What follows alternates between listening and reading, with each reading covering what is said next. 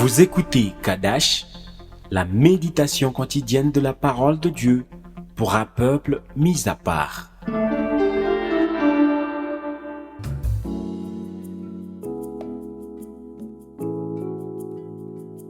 Gloire à Jésus, tu es vivant. Aujourd'hui, je prie pour l'onction du Saint-Esprit sur toi et que ta foi soit affermie. Au nom de Jésus-Christ. Amen. Nous lisons le psaume 107, verset 20. Il envoya sa parole et les guérit. Il les fit échapper de la fosse. Amen. Bien-aimé en Christ, cette année, tu dois entrer dans la parole de Dieu. Lire, méditer, croire et marcher dans cette parole. Parce que quand nous prions, nous parlons à Dieu. N'est-ce pas nos paroles que nous amenons devant lui?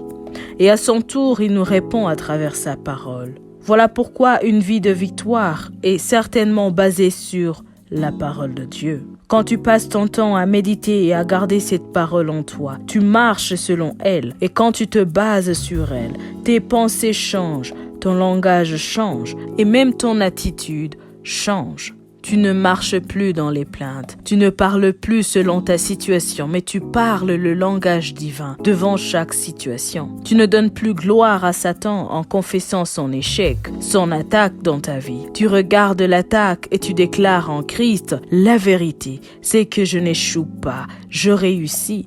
En Christ, je ne suis pas pauvre, je suis riche et je prospère à tous égards. En Christ, je ne suis pas malade, je suis guéri de tout maux par les meurtrissures de Jésus. Alléluia. Cette parole de Dieu, tu dois la lire dès ton réveil pour marcher dans la victoire chaque jour parce qu'elle opère en 3 points.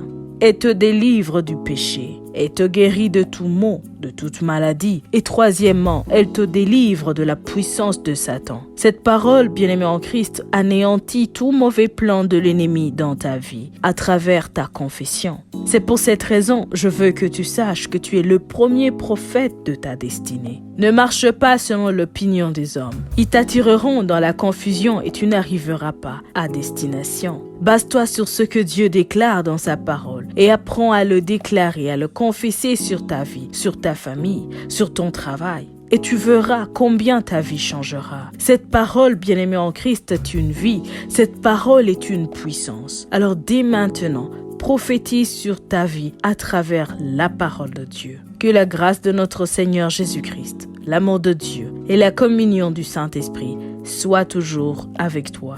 Sois richement béni. Shalom. Vous écoutiez Kadash, présenté par Marie-Claire. À bientôt.